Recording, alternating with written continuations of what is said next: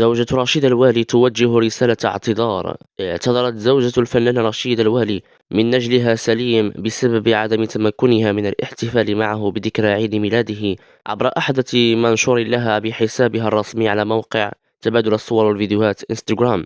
وتقاسمت ابتسام صورة جمعتها بنجلها أرفقته بمعايدة خاصة له، أتبعتها باعتذار لعدم تمكنها من الاحتفال معه، ذلك لتصادف ذكرى عيد ميلاده مع الدخول المدرسي والتحاقها بجامعة الأخوين. ودونت زوجة الوالي: عيد ميلاد سعيد يا ولدي سليم، اسمح لي ما غاديش نحتفل معاك حيت عندي الدخول المدرسي في إفران.